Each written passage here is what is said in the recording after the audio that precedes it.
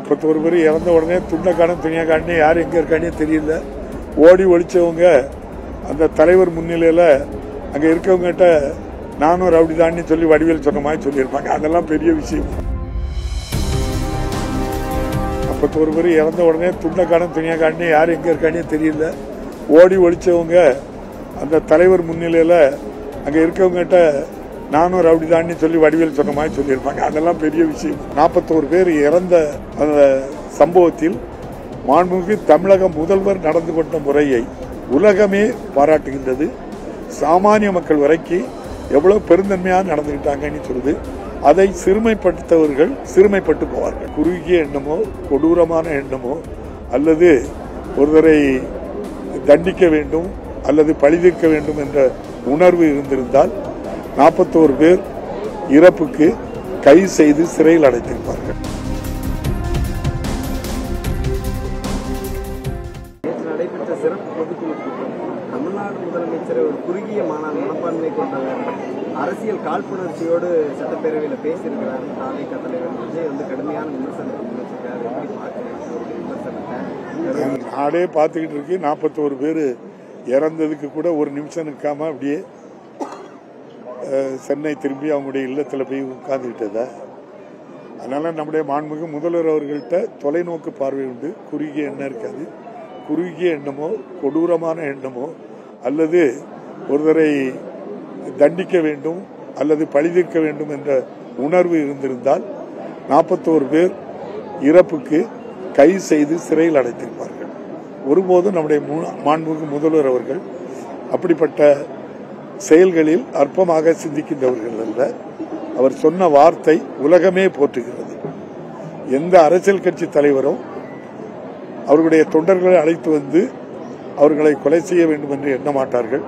அந்த அடிப்படையில் தான் நான் விஜயை பார்க்கிறேன் என்று எவ்வளவு பெருந்தன்மையான வார்த்தையை சொல்லி அரசு என்ன கடமை செய்யணுமோ இரவு தூங்காமல் அந்த பாதிக்கப்பட்ட பல 100 பேர்களுக்கு மருத்துவமனையில் நல்ல சிகிச்சை கொடுத்து இறந்தவர்களுடைய உடலுக்கு மரியாதை செலுத்தி குடும்பத்துக்கு நிதி ஆதாரமும் கொடுத்து உலக அளவில் இந்த விஜய் பிரச்சனை நம்முடைய 41 பேர் இறந்த அந்த சம்பவத்தில் மாண்புமிகு தமிழக முதல்வர் நடந்து கொண்ட முறையை உலகமே பாராட்டுகின்றது.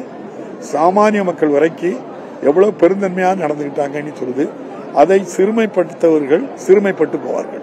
சட்டமன்றத்தில் அவை நாகரிகம் தெரியாம கேள்வியும் கிண்டலுமா அந்த கருவு விவகாரத்தை பேசினாங்க. தைரியம் இருந்தா விஜயை கைது செய்திருக்கோம். விஜயை கைது செய்திருந்தா 2026 மிகப்பெரிய புரட்சி வெடிச்சிருக்கும் நான் கட்சியோட துணை பொதுச் செயலர் சொல்லியிருக்கேன். அவருக்கெல்லாம் பயிற்சி பார்த்துக்கலாம்.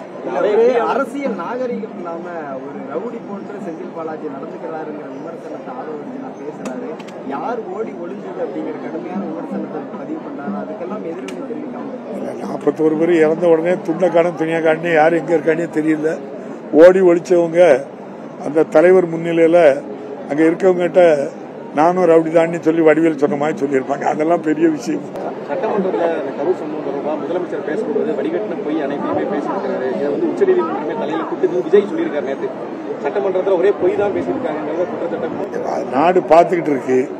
அவர் விஜய் எப்படி இருக்காருங்கிறத நாடு பார்த்துக்கிட்டு இருக்கு. அவருக்கு எல்லாருமே சொல்றாங்க அவருடைய பலகீனமானவர். ஒரு பிரச்சனை வந்துன்னா பலகீனமானவர் ஓடி ஒழிச்சுக்கிடுவார். அதுதான் அவரும் அவரை சார்ந்தவர்களுக்கும் உள்ள இப்ப இருக்கக்கூடிய மக்கள் மத்தியில இருக்கக்கூடியது. அதனால அப்படி பலகீனமானவங்க தன்னை வீரண்ணி காட்டக்கு எதையா சொன்னா அதுக்கெல்லாம் பதில் சொல்லணும். தம்பி தேவையில்லையா? திமுகவுக்கு பிறகு நேற்று கட்சி ஆரம்பித்தவங்க திமுகவுக்கு எங்களுக்கு தான் போட்டின்னு சொல்லிட்டு இருக்காங்க. எல்லாரும் அப்படித்தானே தம்பி சொல்லணும். ஆளுங்கட்சியில இருக்கின்றவங்களை பார்த்துதான் எல்லாருமே சொல்லணும். நிறைய பேர் சொல்றாங்க. எல்லா ஊடகங்கள்லயும் அதுதான் போடுறாங்க. எத்தனை நடிகர்கள் கட்சி ஆரம்பிச்சு என்ன நடந்துங்கிறத வரலாறு இருக்கு. அந்த வரலாறுல இப்ப இன்னைக்கு அந்த வரலாறு இன்னைக்கு முதல்ல ஆரம்பிச்சிருக்காரு. அதுல அந்த வரலாறுல இவரும் சேர்ந்துக்கிட்டு தானே. அவ்வளவுதான். ஏற்கனவே 10 நடிகர்னா 11வது தம்பி விஜய் சேர்ந்திருக்காங்க. நன்றி. விஜய் தலைமையில தான் கூட்டணி, எங்க தலைமையில பெரிய கூட்டணி. அதுல என்ன தப்பு இருக்கு தம்பி? அவர் ஒரு கட்சி ஆரம்பிச்சிருக்காரு. என் தலைமையில வாங்குங்க. அதுல ஒன்றும் கஷ்டம் இல்லையா? அது விருப்பப்பட்டவங்க போலாங்க. இளைஞர்கள் எங்க பக்கம் நதி பொதுக்குழு கூட பேசியிருக்காரு. அது தேர்தலில் எத்தனை தேர்தல் நம்முடைய முதல்வர் பொது கட்சி தலைமை ஏற்ற பிறகு இதுவரை எந்த தேர்தலையும் அவர் வெற்றி வாய்ப்பை இழக்கல. இன்னும் தொடர்ந்து அவர் வெற்றி பெற நினைப்பது மக்களுக்கு பணியாற்றுவதற்கு. இவங்க எதுக்கு வந்திருக்காங்கன்னு சொல்லி நீங்க தான் கேட்டு அதை எங்கிட்ட சொல்லணும்.